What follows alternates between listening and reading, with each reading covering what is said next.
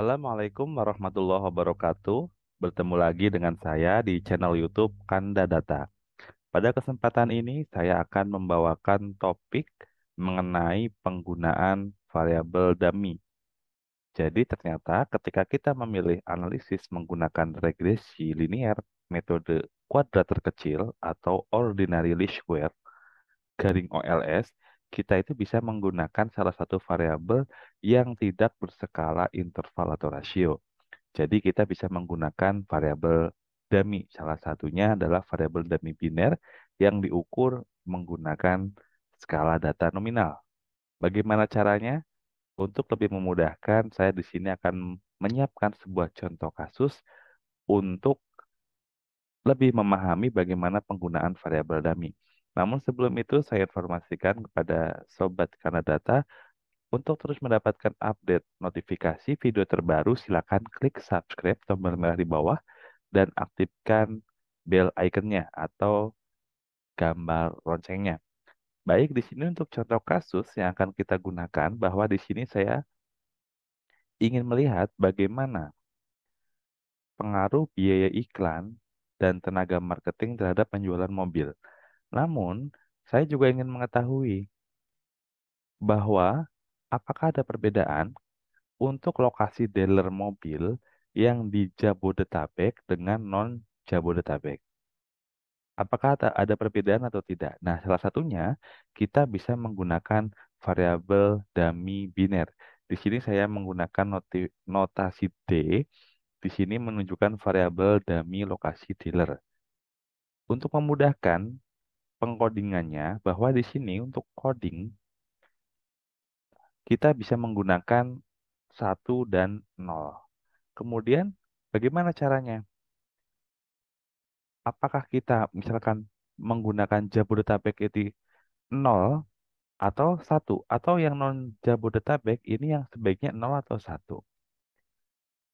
Nah, di sini saya berikan informasi dari beberapa referensi yang telah saya baca, kemudian juga hasil-hasil penelitian terkait bahwa untuk menentukan coding variabel dummy satu dan nolnya itu kita asumsikan begini.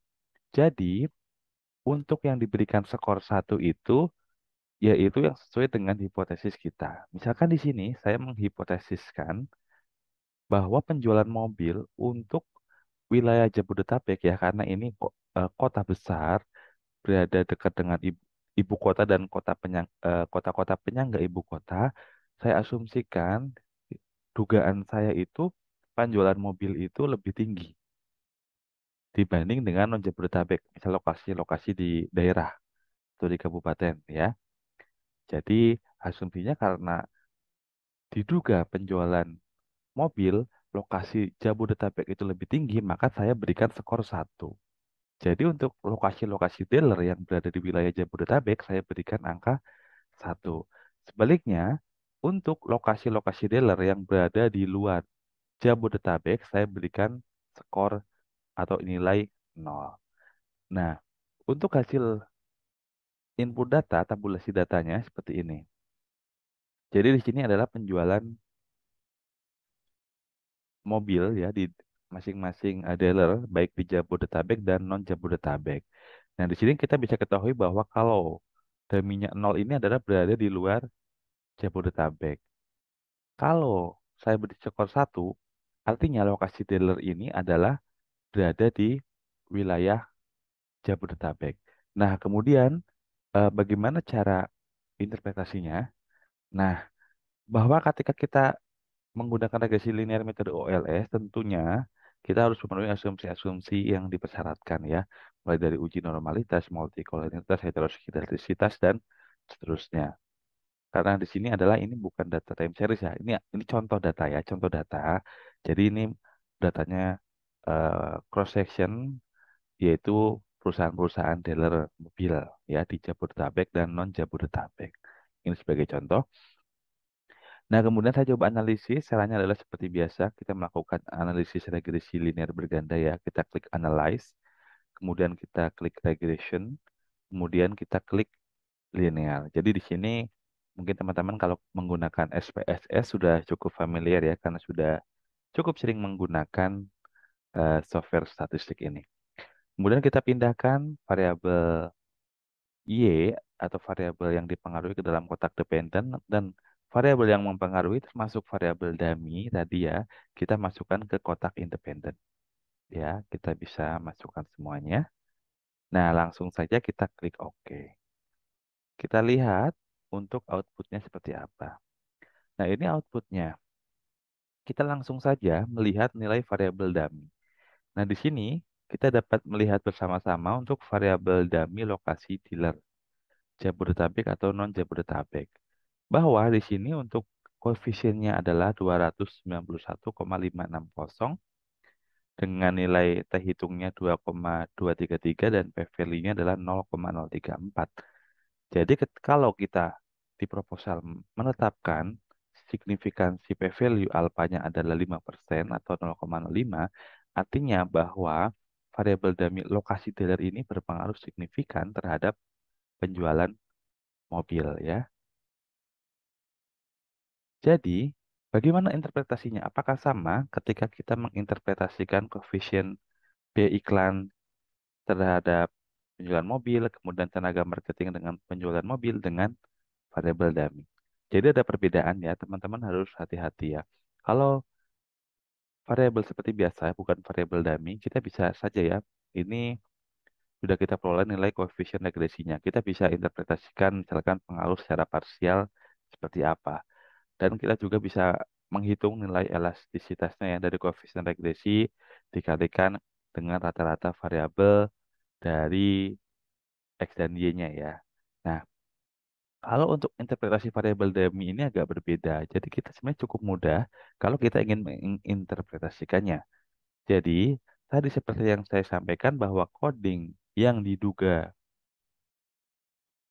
penjualannya lebih tinggi adalah di beri skor 1 yaitu di Jabodetabek. Jadi, oleh karena itu untuk interpretasinya, untuk koefisien regresi 291,560 dapat kita interpretasikan seperti ini. Ini kan memang tadi pengaruhnya secara parsial signifikan. Nah, bagaimana kalau kita ingin melihat pengaruhnya parsial? Oke, signifikan.